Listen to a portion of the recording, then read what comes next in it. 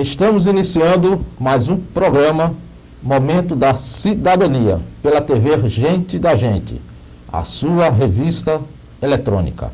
Esta é mais uma produção de Cláudia de Bulhões. Hoje teremos a entrevista com o Dr. Plínio Alves Feitosa Filho.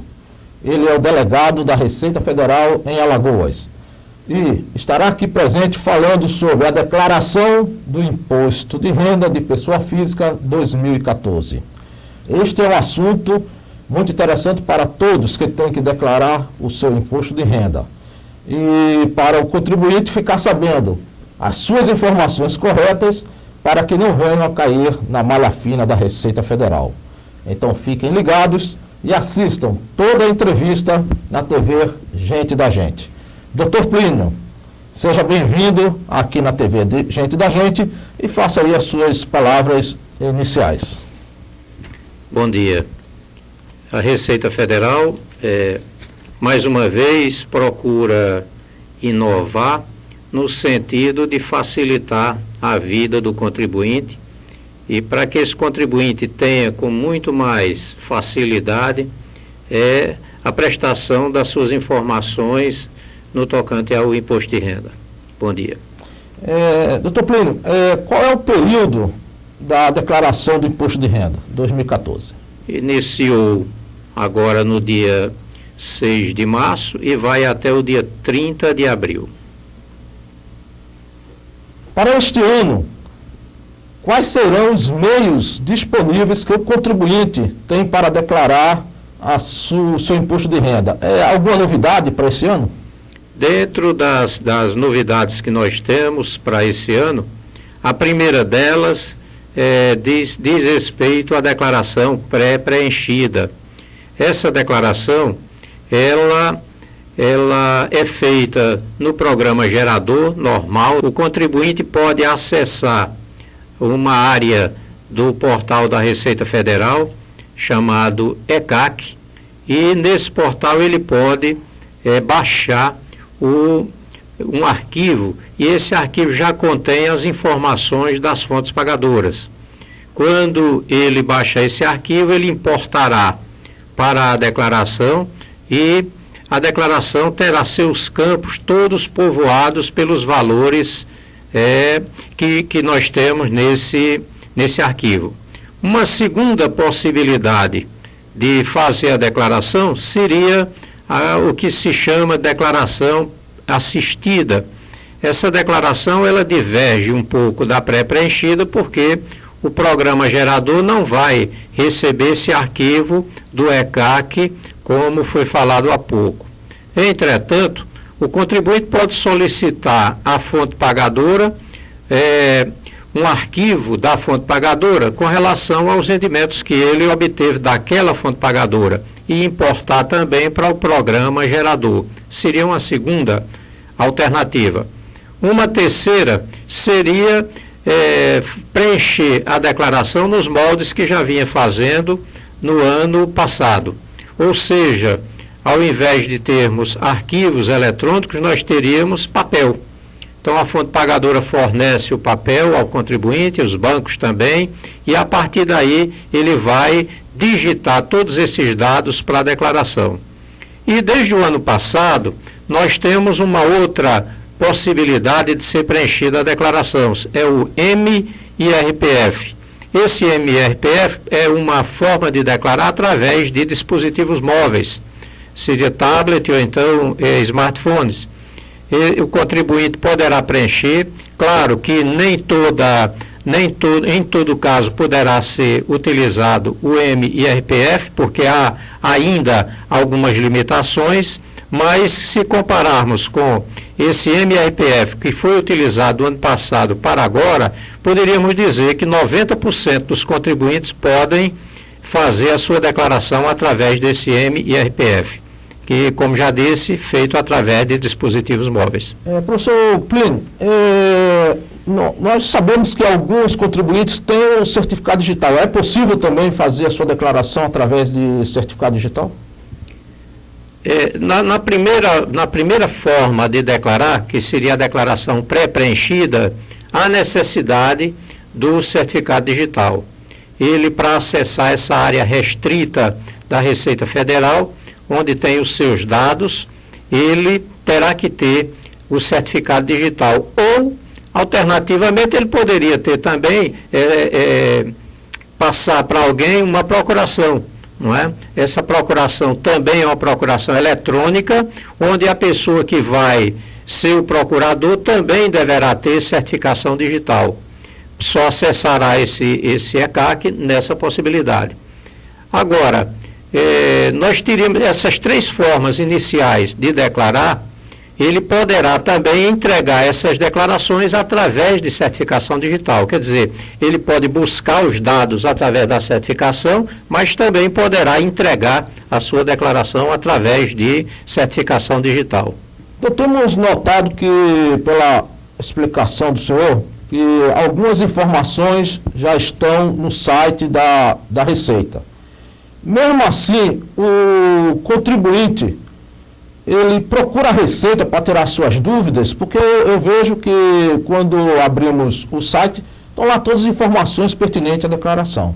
Como é que o senhor vê se o público vai muito ou vai pouco à Receita para tirar as dúvidas? Fazendo um paralelo aí com o passado, um pouco distante, lembro que na época da declaração, quando não havia ainda a declaração feita naquela época através de disquete, fazia fila na Receita Federal o mês inteiro de abril com relação a dúvidas para plantão fiscal. Com o passar do tempo, como a declaração ela não traz assim muita novidade com relação a rendimentos, com relação a deduções, com relação a dependentes, normalmente nós temos para um ano e para outro apenas mudança de valores, mas os conceitos permanecem os mesmos. Então, essa perenização da forma de tributar e também a forma de declarar facilitada através de meio magnético, isso tem tirado o contribuinte da Receita Federal. De uma certa forma, poderíamos dizer que isso é bom, tanto para a repartição que não fica assoberbada de trabalho, como para o contribuinte, porque na tranquilidade do seu lar ou do próprio trabalho, ele poderia fazer a sua declaração. Diria também que, como já falei, que essa perenização também, ela é fruto de uma legislação que não vem mudando. Então, os conceitos são os mesmos, não é? Isso poderíamos dizer que desde aí o ano de 89, basicamente, a legislação não tem mudado. Basicamente tem mudado muitas vezes a forma de interpretar a legislação, mas a legislação em si permanece inalterada. Quem está obrigado a fazer a declaração do Imposto de Renda 2014? Citem-se algumas situações. Por exemplo, o contribuinte que auferiu rendimentos no ano de 2013 em valores superiores a R$ 25.661,70. Essa é uma situação que obriga a declarar. Independentemente dessa situação, poderíamos ter uma outra. Se o contribuinte obteve rendimentos isentos e não tributáveis em valor superior a R$ 40.000. Outra situação, se ele obteve na atividade rural valor superior a R$ 128.308,50. Quer dizer, há situações várias que obrigam a pessoa a declarar. Uma outra, o estrangeiro, então o brasileiro que retorna ao país com o ânimo de ficar, essa pessoa também, ela estaria obrigada a declarar no primeiro ano da chegada. Quer dizer, há várias e várias situações que obrigam.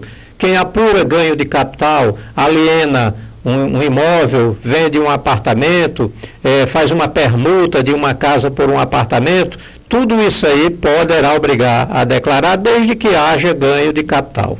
Existe ainda a declaração para a pessoa que é isento, como isso acontecia antigamente? Essa declaração, desde o exercício de 2009, ela deixou de existir.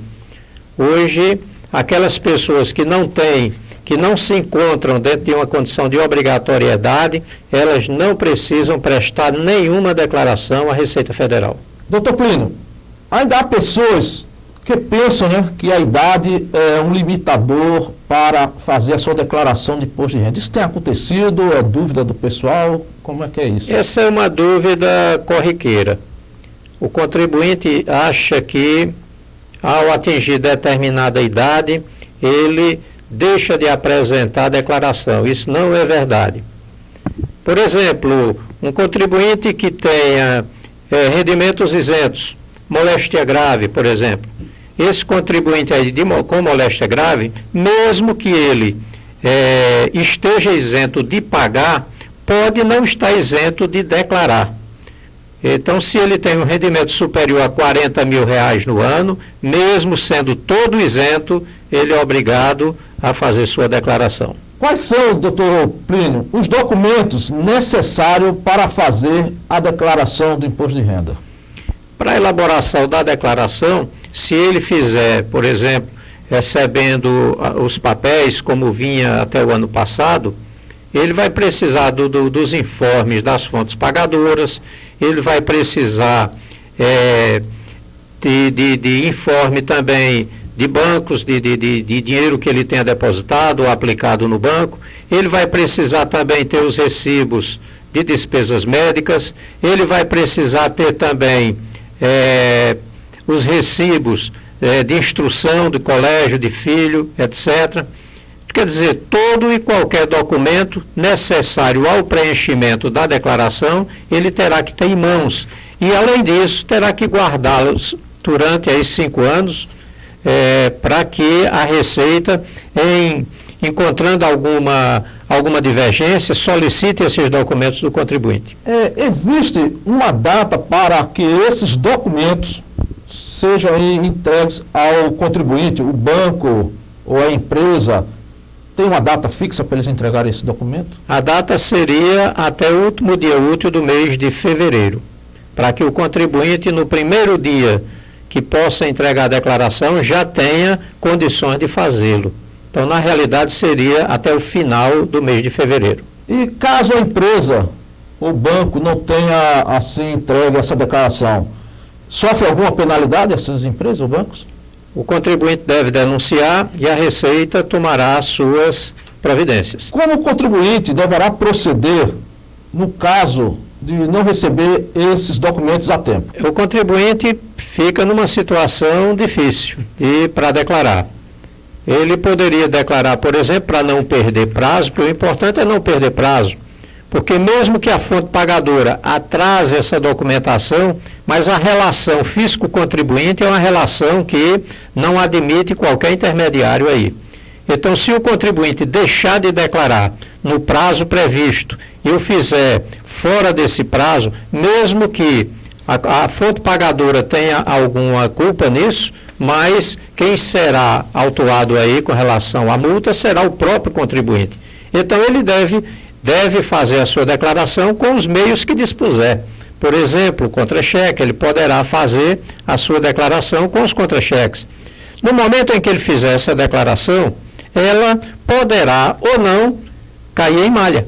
Se houver divergência quanto ao valor do rendimento, ou houver divergência com relação ao imposto retido na fonte, a declaração ficará em malha. E o contribuinte terá tempo também para verificar que essa declaração está em malha e tomar as providências necessárias quanto a isso.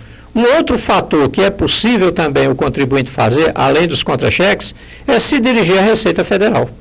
Nós dispomos, a Receita dispõe desses dados e entrega ao contribuinte, desde que ele faça um agendamento, compareça à repartição e receberá do servidor esses elementos necessários à sua declaração. Mesmo assim, depois que ele, vamos supor que ele já fez a sua declaração e depois ele recebeu outros documentos que deveriam constar no imposto de renda, ele poderá fazer o que para declarar definitivamente correto o seu imposto? Uma vez a declaração contendo imprecisões ou omissões, ela deve ser retificada. Isso em função de um detalhe importante: a declaração tem que retratar a verdade.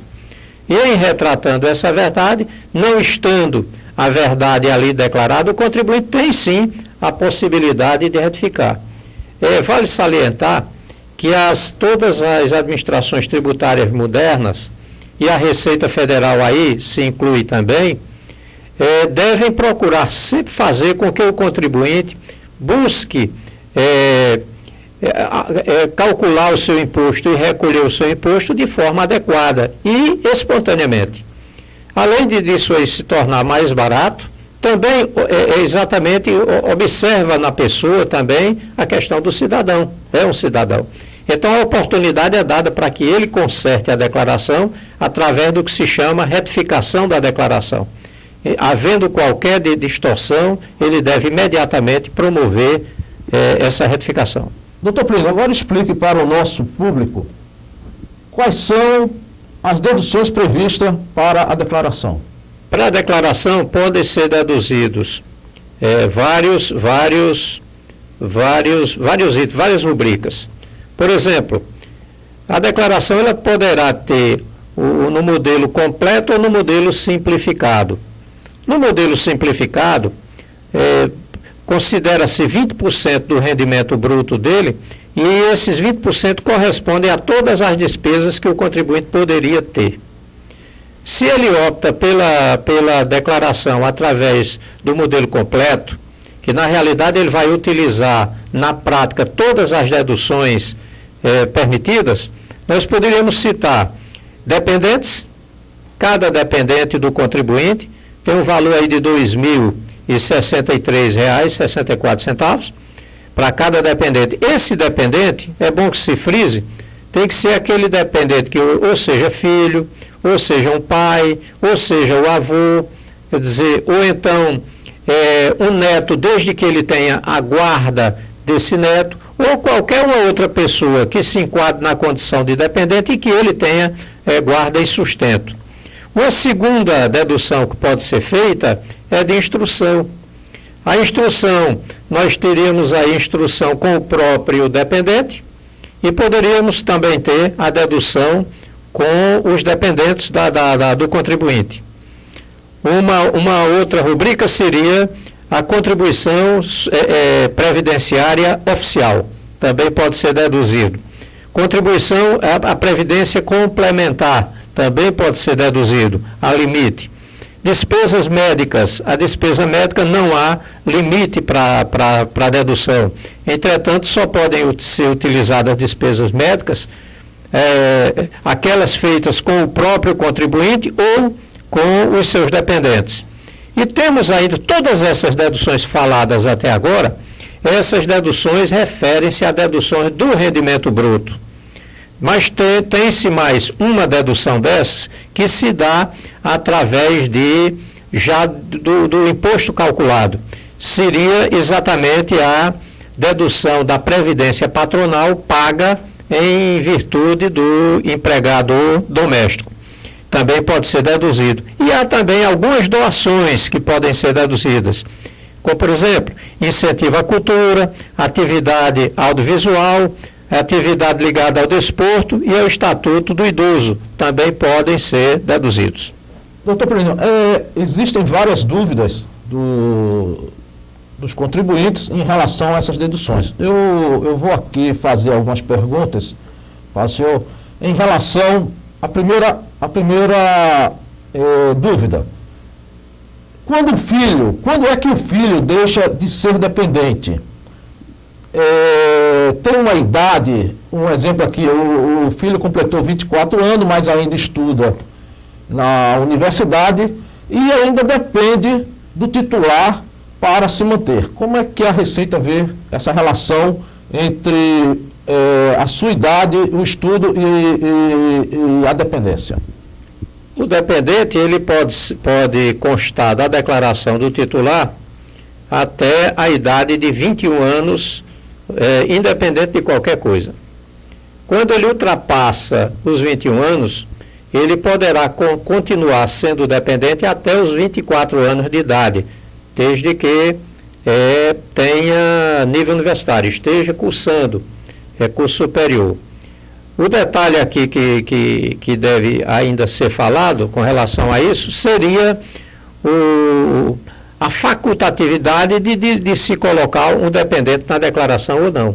Há situações que é vantajosa e há situações que a vantagem desaparece. É melhor não ter o dependente. Se o dependente tem rendimentos e esses rendimentos do dependente ultrapassam aqueles valores que podem ser deduzidos nessa condição de dependente, se ultrapassa, não é vantagem colocar o dependente. Caso contrário, aí sim deve ser colocado. Quer dizer, é sempre facultativo ao contribuinte, né? Ainda tirando a dúvida dos nossos contribuintes e público em geral, que nos assiste, né? Em relação à instrução, a dedução em cima das instruções.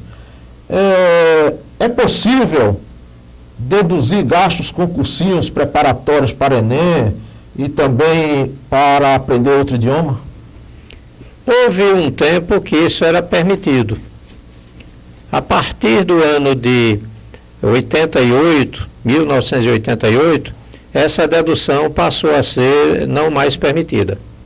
Então, o que se paga de ensino regular, fundamental, e até chegar na universidade, um curso de pós-graduação, um curso de especialização em qualquer área, um doutorado, etc., tudo isso pode ser deduzido.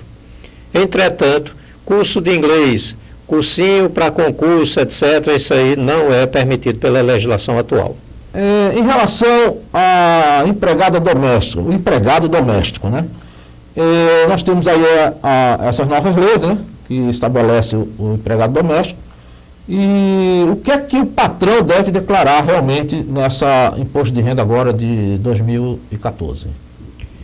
O empregado doméstico só pode ser utilizado um empregado doméstico. Mais de um não é permitido. E tem algumas condicionantes. Por exemplo, o empregado doméstico tem que estar com a sua carteirinha assinada, totalmente regular. E outra coisa também, o recolhimento da Previdência Social ter sido feita durante aquele ano correspondente, no caso 2013. E esse valor que pode ser deduzido atinge aí o valor de R$ 1.078,08 no ano. Esse é o valor máximo. Mas só pode ser deduzido aquilo que efetivamente foi recolhido e mais ainda da parte patronal. Ou seja, o empregado doméstico recolhe-se 20%. Desses 20%, 8% corresponde à dedução do próprio salário do empregado e 12% é a parte patronal. Esses 12% é que no máximo atinge os R$ 1.078. Com relação às despesas médicas, é possível que uma pessoa faça uma cirurgia plástica e isso seja colocado para deduzir? O entendimento atual é que é possível, é que essa cirurgia plástica ela venha a ser dedutível. Isso perdurou, a proibição perdurou durante muito tempo, mas o entendimento hoje da Receita Federal é que pode ser deduzido. Eu gostaria que o senhor explicasse aí para o nosso público com relação à contribuição da Previdência Complementar e que ele deve ser mantido um valor de 12% do rendimento bruto. O senhor poderia esclarecer melhor essa posição? Essa Previdência Complementar, nós podemos tê-la de dois tipos, não é? O primeiro tipo seria o chamado PGBL. Esse PGBL, a pessoa vai pagando aquilo e na medida que vai pagando aquilo a instituição, você pode deduzir até 12% do seu rendimento bruto, né, da sua renda bruta. No máximo até 12%. Se houver um pagamento superior a isso aí, você só poderá deduzir até os 12%. Entretanto, como o contribuinte está se beneficiando de uma dedução no momento em que está fazendo o pagamento, aquilo ali, quando resgatado, quando o banco pagar, quando o contribuinte for buscar aquilo na instituição, ele pagará imposto de renda. Aquilo vai constar como rendimento tributável normal. Um segundo tipo seria o VGBL. O VGBL é uma forma um pouco diferente. Nesse caso aí, ele, como o anterior também, ele produz rendimento. E o VGBL só é tributável a parte do rendimento. Seria aquele rendimentozinho que produz que é produzido por aquele valor, por aquela previdência, ele é tributável, diferentemente do outro que é o próprio resgate. Quer dizer, o PGBL, o valor dos resgates é tributável, enquanto o VGBL você só tributa o valor do rendimento. Como deduzir, doutor Plínio, os gastos com pensão alimentícia? A pensão alimentícia, necessário que haja também qualquer vinculação de forma legal com relação a isso aí. Por exemplo, a pensão terá que ser ou judicial, que pode ser uma determinação judicial, ou pode ser um acordo homologado pela Justiça. E também poderá ser uma pensão feita através de cartório. Então, qualquer uma dessas aí é possível deduzir, sim. Isso serve também para os enteados? Se você paga a pensão alimentícia e essa pensão alimentícia cumpre esse requisito de ser judicial ou ser feito em cartório, qualquer pensão dessa natureza poderá ser dedutível. Então, aqui eu posso entender, quem paga tem que lançar e quem recebe, que é aquela pessoa titular que tem uma pensão, ela tem que colocar-se na declaração, tanto quem paga e quem recebe. Quem recebe a pensão, isso aí é rendimento tributável para ela. E como ela recebe de uma pessoa física, essa renda, ela é tributável, como rendimento recebido de pessoa física, é tributável com o nome de carnê-leão. Então, qualquer rendimento recebido de uma pessoa física, exceto se for empregador, ele é tributável como carnê-leão. O detalhe aí é que essa pensão é tributável todo mês. Ela tem que fazer o cálculo e recolher no mês seguinte, até o final do mês seguinte, esse valor. E quem paga a pensão para essa pessoa, ele poderá deduzir. Quer dizer, deixa de tributar na pessoa do doador, tá certo? Da pensão, e passa a tributar naquela pessoa que recebe. Quais são as despesas que não podem ser utilizadas para deduções? Se ultrapassar os valores, por exemplo, os valores de instrução, para cada dependente ou para a própria pessoa pode ser deduzido até 3.230,46. Qualquer valor superior a isso aí já não pode ser deduzido. Como já se falou aqui também antes, não pode ser deduzido valor referente a cursinho, preparatório, etc. Já houve um tempo, há muito tempo, até 1987, que poderia ser deduzido também o aluguel que se pagava. Hoje não é mais permitido. Conta de luz, nada disso é permitido.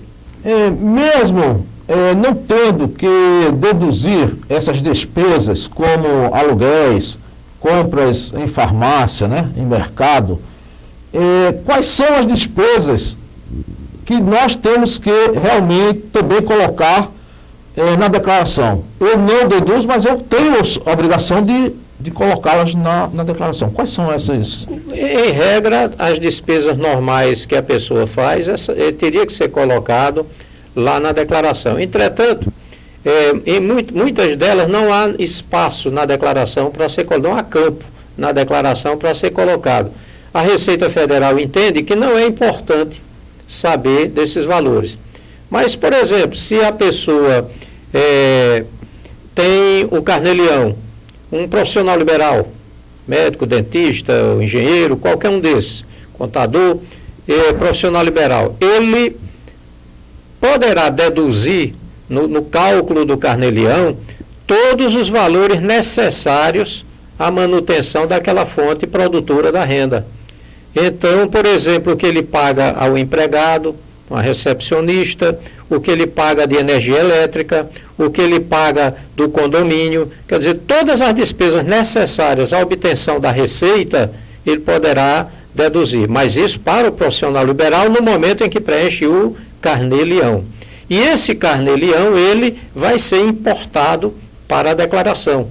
vai ser uma área da declaração. Em regra é isso. Poderíamos ter também na situação na atividade rural. Atividade rural, há duas formas aí que a gente poderia ser tributado. Por exemplo, você vai tendo despesas de manutenção da propriedade rural, você tem despesa com pagamento de empregado, previdência, etc. Tudo isso também poderá ser deduzido lá no anexo da atividade rural. E a tributação vai se dar de uma das duas formas. Ou será tributado 20% dessa receita, ou alternativamente será tributado receita menos despesa, aquele valor que der inferior a 20%.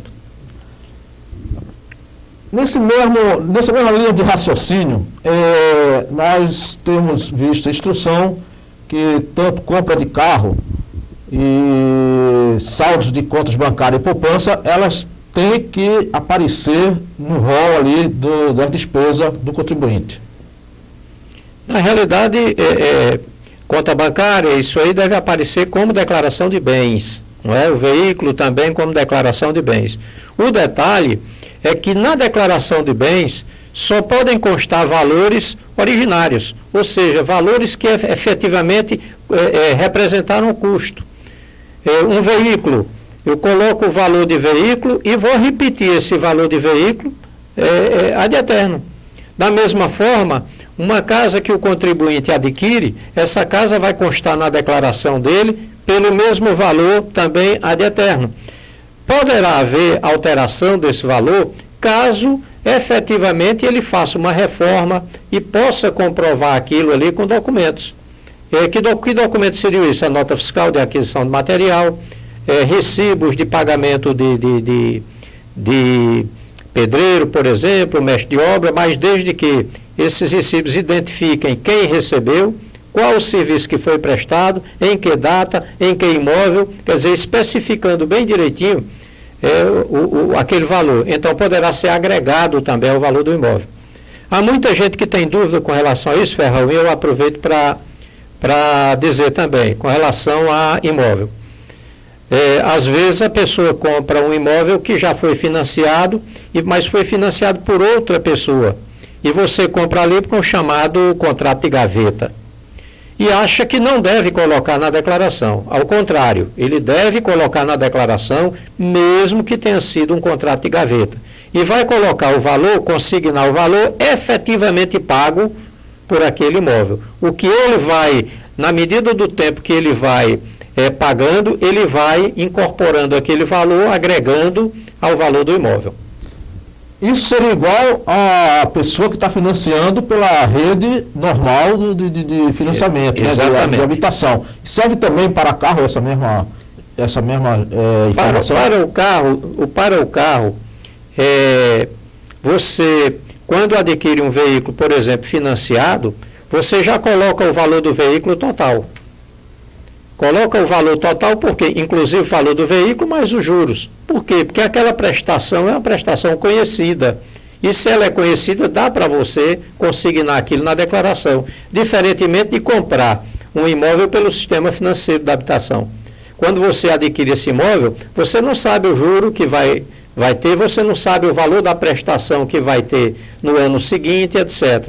Por isso é que quem adquire esses imóveis dessa maneira vai todo ano consignando mais valores na declaração, vai agregando valores a ela. Bom, nesse momento nós vamos passar um vídeo institucional da Receita Federal e logo em seguida nós retornaremos. A declaração de imposto de renda de 2014 tem novidades para simplificar a entrega. Quem possui certificado digital ou procuração eletrônica, a partir desse ano pode optar pela declaração pré-preenchida. Para utilizar esse recurso, basta ir na página da Receita Federal, na área do ECAC. O contribuinte só precisa, após a instalação do programa IRPF 2014, importar o arquivo da pré-preenchida. Depois, é só conferir os dados pré-preenchidos e efetuar as eventuais alterações, se for o caso. Com o intuito de trazer mais comodidade, a Receita ampliou as funcionalidades para a entrega da declaração por meio dos tablets e smartphones. Agora, já é possível declarar dívidas e ônus reais, imposto pago, rendimentos recebidos de pessoa física, rendimentos isentos e rendimentos com tributação exclusiva. E para quem optar pelo tradicional, o Programa Gerador de Declaração, aquele usado há anos para preenchimento de declaração em computadores comuns, também teve melhorias. O programa está com mais funcionalidades, como a importação de informe de rendimentos de fontes pagadoras e o informe dos planos de saúde. Mais informações: www.receita.fazenda.gov.br. Dando continuidade à entrevista do delegado da Receita Federal, Dr. Plínio, na nossa TV Gente da Gente, agora nós vamos continuar tirando as dúvidas, né, em relação à nossa declaração de imposto de renda 2014. Dr. Plínio, em relação aos comprovantes de rendimentos, é obrigatório constar os comprovantes para aqueles que tenham tido em 2013 2 empregos? Uma segunda fonte de renda, ela segue o mesmo rito de uma fonte pagadora só. O contribuinte deve ser fornecido, né, de tudo quanto há de informação necessária para a declaração. Então, se ele tem mais de uma fonte, esses valores ele tem que pegar isso na fonte pagadora e consignar na sua declaração e guardar aqueles informes de rendimento. Esses informes de rendimento eles podem obter, como já falado no início, tanto em papel como através de arquivo, não é? E a Receita Federal, em larga escala, poderá ter também esses dados através da declaração pré-preenchida. Já o contribuinte ir buscar isso lá no portal da Receita e importar para a declaração. Eu tenho uma dúvida aqui de um contribuinte que fala o seguinte: ele estava trabalhando até abril, foi demitido e logo em junho foi um novo emprego, né? E dessa maneira, como é que ele deve declarar os seus rendimentos, aqui em 2014? Ele recebeu da primeira fonte, o que ele recebeu, ele vai listar lá nos rendimentos recebidos de pessoa jurídica, ele lista dizendo qual a fonte, qual o CNPJ, qual o valor que ele recebeu, qual o imposto na fonte, qual a previdência social, tudo isso ele transcreve para a declaração. De posse do segundo informe de rendimento, ele aumenta mais um item na sua lista de pessoas jurídicas, fontes pagadoras, e da mesma forma ele vai digitar todos os dados referentes à segunda fonte. Os contribuintes com cônjuge podem declarar o seu imposto em conjunto ou individual? Pode, é facultativo.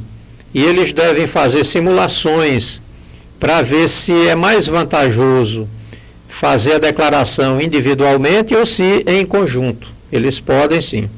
E nesse caso, os filhos podem migrar do pai para a mãe e isso não tem uma regra fixa? Veja só, digamos uma situação aqui, uma situação que merece ser falada.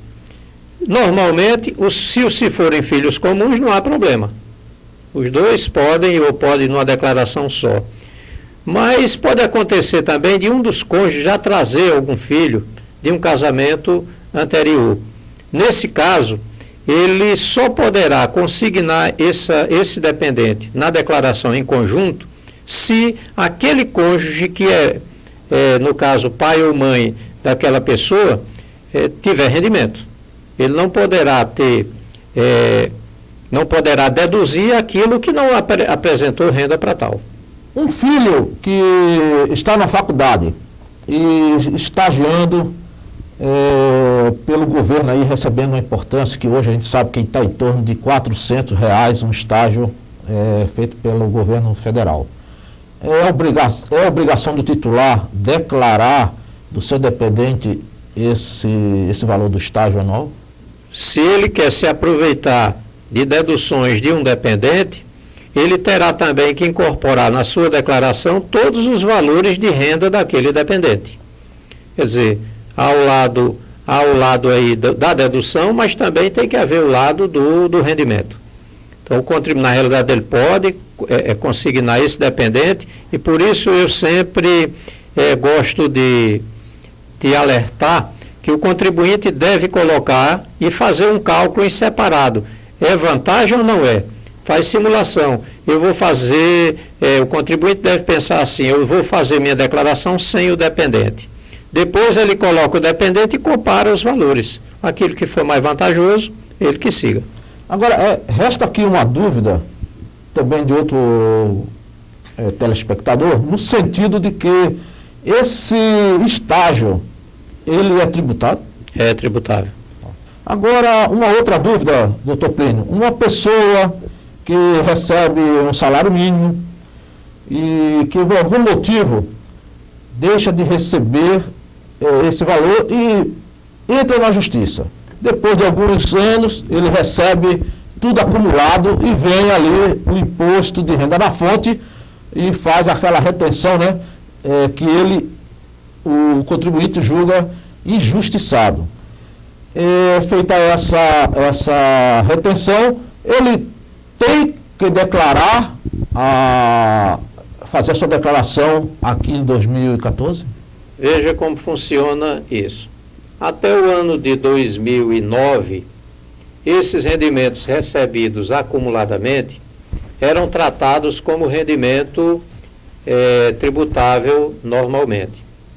Houve muitas ações judiciais no sentido de não tributar da forma que vinha sendo feita. Isso a lei determinava dessa maneira e assim a Receita Federal procedia. Posteriormente, com as decisões judiciais em sentido contrário, mandando tributar, levando os rendimentos para a época em que eles deveriam ter sido pagos, isso causou um certo problema dentro da Receita, e a Receita Federal, através da cúpula da Receita, fez com que houvesse uma alteração legislativa. E essa alteração,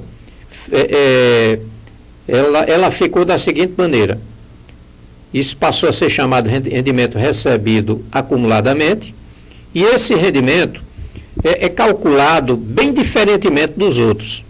De que forma é calculado? Vamos supor que a pessoa deixou de receber esse salário mínimo que você acabou de falar durante 30 meses. Então, durante 30 meses ele não recebeu e a justiça vem e determina aquele pagamento. Ele, quando vai fazer a declaração, ele tem que entrar numa ficha chamada rendimento recebido acumuladamente, e há duas formas nessa ficha de ser tributado. Se ele quiser tributar na forma antiga, ele tem esse direito, tem como marcar. Se ele não quiser e quiser com cálculo totalmente à parte, ele marca lá na declaração como rendimento tributado exclusivamente na fonte. Quando ele marca isso, aparece um campo para ele colocar a quantidade de meses em que ele deixou de receber aquele rendimento. Quando ele marca aquilo ali, o que o sistema faz? O que o programa faz? Ele pega a tabela do mês do recebimento, vigente no ano, mas para o mês, e multiplica essa tabela pelo número de meses que ele deixou de fazer, de receber o rendimento. Isso quer dizer que essa tabela cresce muito. E como cresce, os valores dela de isenção crescem, os valores que pega cada uma das faixas também cresce bastante, e o contribuinte vai passar a pagar somente, praticamente nos moldes que seria lá no passado, se ele tivesse recebido a tempo. Se ele recebe só salário mínimo, com certeza ele não pagará e terá restituído aquilo que tiver sido retido na fonte. Porque se isso aí decorrer, por exemplo, da Justiça Federal, a Justiça Federal ela desconta 3%, independente da renda, etc., desconta 3% daquela renda. E o contribuinte poderá fazer uma declaração para ir buscar esses 3%, porque ele não será tributado na declaração. Um trabalhador que foi demitido sem justa causa, ele recebe um valor de indenização, esse valor é tributável também? Normalmente, quando ele sai da empresa, aquilo que ele recebe é composto de várias verbas. Então, ali poderá ter FGTS, é isento. Se tiver diferença de salário, é tributável. Se tiver aviso prévio indenizado, é isento. Se o aviso prévio for trabalhado, é tributável. Quer dizer, ele tem que pegar aquele valor que ele recebe e separar nas diversas rubricas, porque uma parte é tributável e outra não. Agora, doutor Plínio, com relação à partilha de herança, ela deve também ser declarada e é tributável também? A herança, ela é dinheiro. A herança, ela poderá ser tributada ou não. Se for recebida em dinheiro, não é tributável, é isento. Entretanto, se ele recebe, por exemplo, um imóvel, e esse imóvel vinha sendo declarado pelo falecido, suponhamos por 100 mil reais, era o valor que vinha sendo declarado. Mas no momento em que é feita a partilha, há uma avaliação, e essa avaliação poderá ultrapassar esses 100 mil reais. Vamos supor que chegue a 1 milhão de reais. Quer dizer, ele vinha sendo declarado por 100, mas na hora da partilha ele adquire o valor de 1 milhão de reais. O contribuinte tem duas opções ao receber esse bem em sua declaração. Uma delas é colocar o valor do bem o mesmo que a pessoa falecida declarava. Nesse caso, não há o que se falar em tributação. Entretanto, se ele quiser ter um bem mais atualizado, e em muitos casos é vantagem ele fazer isso, ele terá esse bem pelo valor de 1 milhão, mas terá que calcular o ganho de capital na pessoa do falecido. Porque o ganho de capital incide sempre que há transferência de propriedade. Então, havendo a transferência de propriedade, há, sim, o cálculo do ganho de capital na pessoa em que transmitiu aquilo, no caso, o falecido. E, nesse caso, haverá ganho de capital. Agora, como eu disse, há casos em que é vantagem. É vantagem por quê? Porque esse bem pode ter sido adquirido lá atrás. E, na medida em que o tempo vai passando, há uns abatimentos que são feitos na hora do cálculo do ganho de capital. Exemplo, bens adquiridos até o ano de 1988. Para cada ano que você é proprietário do bem, você tem uma redução de 5%. Então, esses bens havidos por herança podem ter sido adquiridos lá na década de 70. Então, nós teríamos aí 18 anos de redução. 18 vezes 5 daria 90%. A pessoa pagaria tributo sobre 10%. Quer dizer, muitas vezes é vantagem, sim, pagar o tributo para que você tenha o bem atualizado, não é? E no momento que você for vender aquele bem, o bem já está atualizado. Porque, na realidade, para calcular o ganho de capital é a diferença entre o valor de venda e o valor de custo. Se o custo está baixinho, vai dar uma diferença grande. Se o custo está elevado, a diferença é menor. Doutor Plínio, nessa mesma linha de raciocínio, nós temos uma dúvida do nosso público aí, né? E com relação à demora de sair o inventário. Vamos supor que demorou 2 anos e os herdeiros aí ficam com a dívida, né? Com a receita, né? E como ele deve acertar essa dívida em função de que ele vê que foi um juros muito alto, né? Que estão sendo aplicado para ele. E muitos ainda reclamam que desconhecem que tipo de imposto é esse que está sendo cobrado e os juros que estão sendo aplicados. Nesse caso aí, pela sua pergunta, dá a entender que o contribuinte já tinha essa dívida, que essa dívida já era existente antes do falecimento, ou então depois do falecimento, mas no ano posterior, quando feita a declaração. Esses bens da pessoa falecida, eles podem estar produzindo renda. E se eles estiverem produzindo renda, haverá de pagar imposto, não é, pelo espólio. O espólio passa a ser responsável por isso aí. na pessoa, claro, do inventariante, não é? Que deverá pagar esses tributos. Se verificado que há tributo de uma pessoa falecida e ele deixou bens, esses bens respondem pelo tributo. E na medida do valor desses bens. Não é? Então, se, por exemplo, a dívida é de 100 mil reais e os bens valem 300 mil, há uma garantia, não é, de receber, do fisco receber essa importância. Mesmo que não tenha havido uma dívida da pessoa, né, que faleceu, mas essa demora do inventário, né, sair, não gera um desconforto para aquela pessoa que quer colocar aquele bem que é dela realmente na declaração? Isso não gera uma expectativa de que ela vai pagar esses juros altos depois?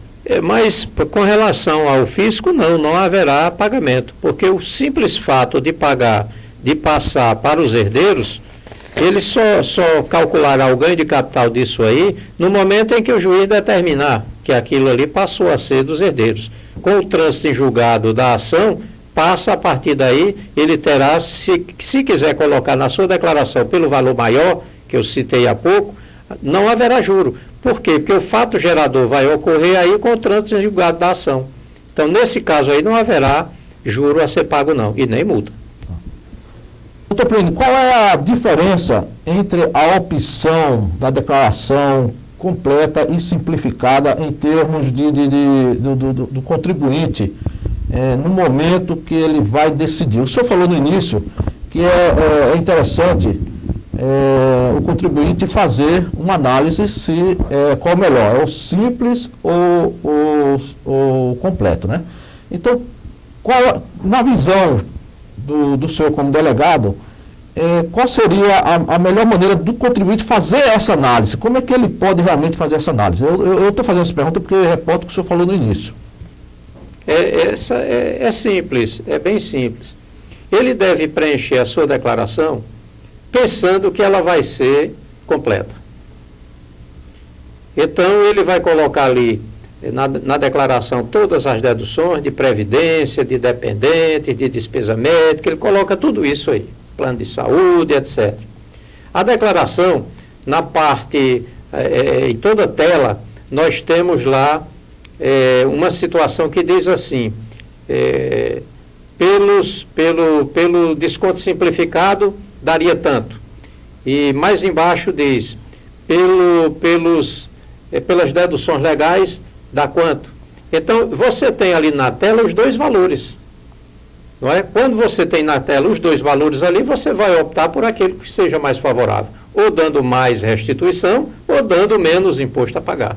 Não é? Então, o contribuinte tem essa visualização. Quais são os prejuízos para o contribuinte quando ele não faz a declaração na data correta? Poderá ter de duas naturezas. O primeiro é que se ele fizer espontaneamente, mas mesmo depois do prazo, ele pagará uma multa por atraso na entrega da declaração. A multa mínima é de R$ 165,74. Esse é o valor mínimo. Mas o valor que ele vai pagar é 1% ao mês sobre o imposto devido. Esse é o valor. Agora, no mínimo, R$ 165. E quando ele vai pagar 1% sobre o imposto devido, esse valor não pode ultrapassar 20% do imposto devido. Mas também não pode ser inferior a R$ 165. Nós temos ouvido falar, eu queria saber com o senhor se é verdade, o nome desse contribuinte, ele poderá ficar na dependência de abrir uma conta corrente, não pegar empréstimo, no caso aí do FIES. Existe essa possibilidade por conta dele não fez a declaração dentro do prazo? Não. A declaração, ela não implica nesse tipo de gravame para o contribuinte.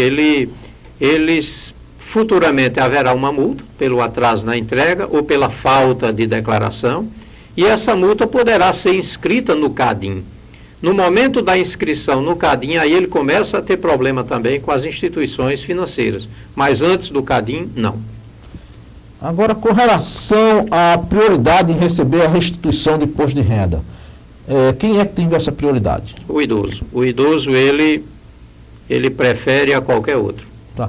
E no caso dos deficientes físicos, também tem essa prioridade, também junto com o idoso, ou não tem? Na declaração não há espaço para se colocar que a pessoa tem deficiência física, não há espaço para isso.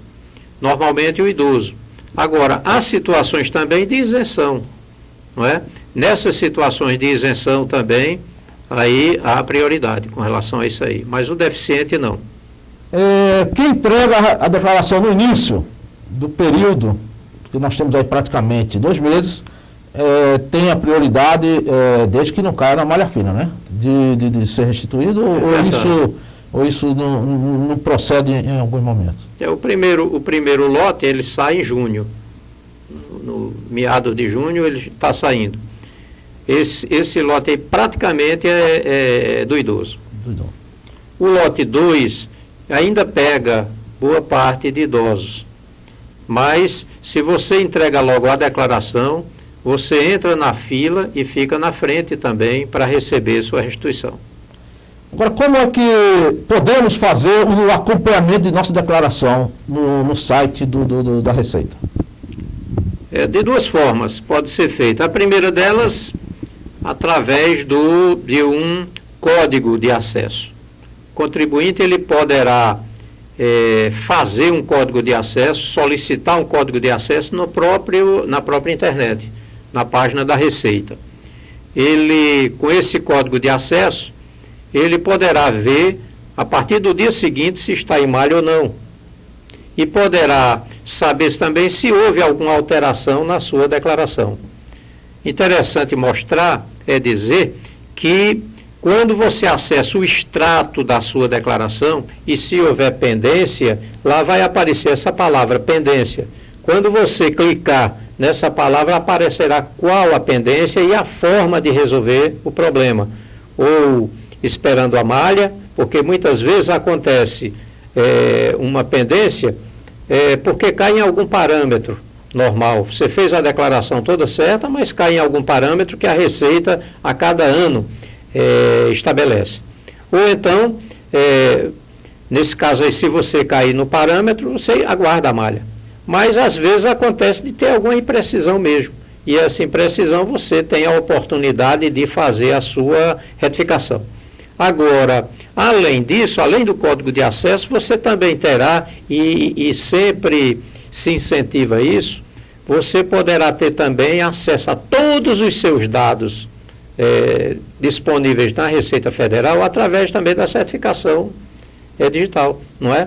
Quando você tem essa certificação aí, você poderá acessar qualquer dado seu, saber qual a sua situação, se tem débito, se não tem, etc. Porque isso aí tudo é protegido pelo sigilo e, havendo a certificação, você poderá acessar.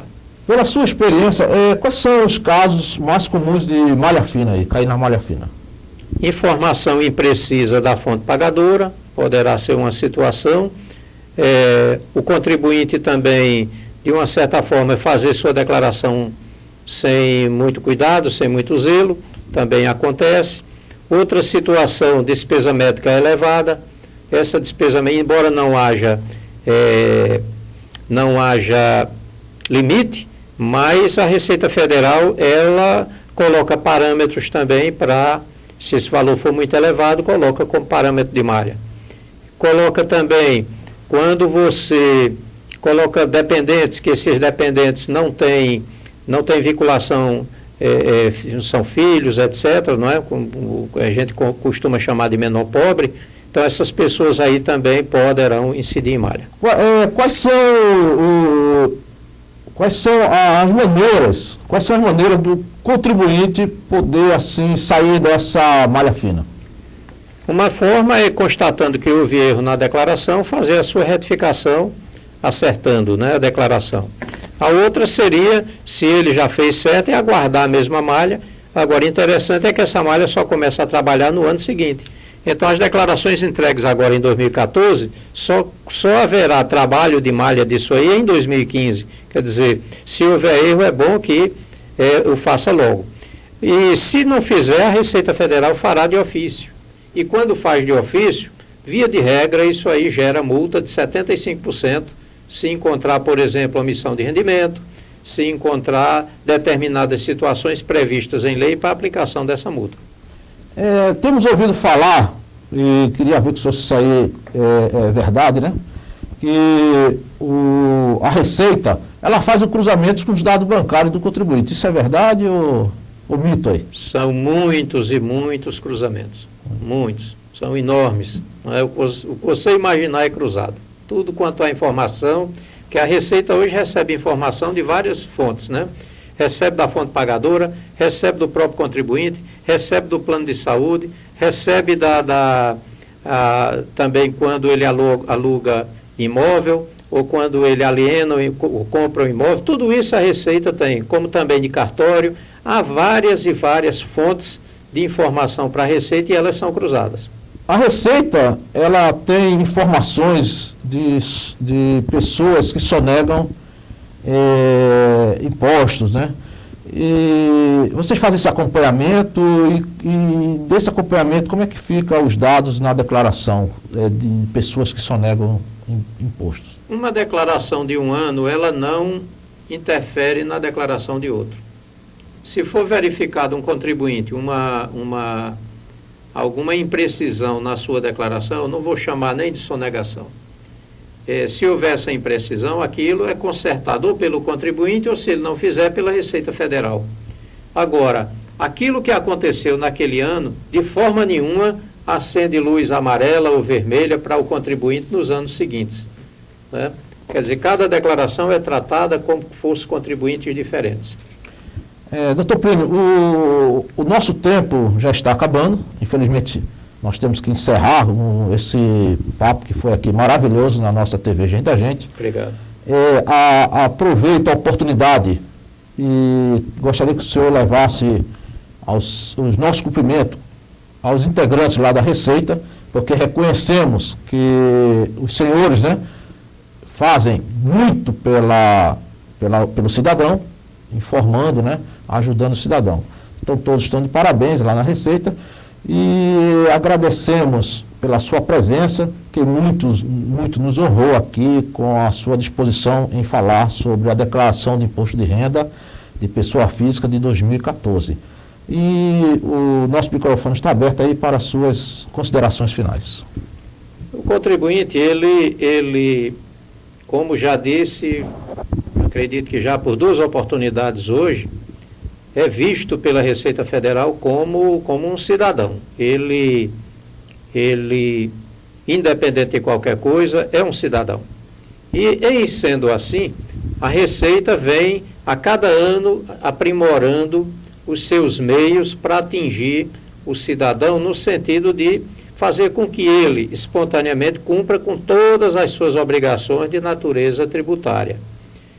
Cite-se, por exemplo, nós temos um site que o que o contribuinte quiser está ali. Pode ser que alguma coisa dê um pouco mais de trabalho para localizar, porque também é um mundo, não é? Não é só imposto de renda que a Receita trabalha, há outros tributos federais também, e muitas outras atividades. Mas, além dessa página da Receita, que é bastante completa, nós temos também, para cada tipo de tributo, nós temos perguntas e respostas. Quer dizer, o contribuinte, com a dúvida, ele poderá acessar essas perguntas e respostas e tirar a sua dúvida. Mas, muitas vezes, a dúvida permanece. Ou o contribuinte não conseguiu chegar naquela pergunta, não conseguiu desvendar a sua dúvida, mas nós mantemos também, a Receita mantém um serviço de plantão fiscal.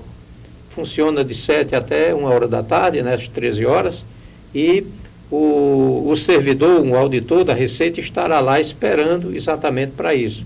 Para tanto, o contribuinte precisa agendar para ser atendido, mas sempre há vagas. E em situações, digamos, uma pessoa mais idosa que chega, ou então uma pessoa que a gente veja que tem dificuldade de locomoção, mesmo sem o agendamento, a gente atende. A Receita atende. Então, se vê exatamente, procura fazer com que o contribuinte faça sua declaração e suas obrigações tributárias de forma correta. E, dessa forma aí, eu também me despeço aqui, Gostei demais do espaço aqui que vocês reservaram e espero que tenha ajudado, não é, um bocado de contribuinte aí a preencher a sua declaração, a fazer com que a sua declaração chegue rápido à Receita e corretamente. Doutor Plínio, muito obrigado. Com certeza os nossos ouvintes aí adoraram a sua palestra. Obrigado. Bom, estamos encerrando o nosso programa Momento da Cidadania pela TV Gente da Gente. Esta é mais uma produção de Cláudia de Bulhões. Agradecemos a sua audiência e até a próxima oportunidade.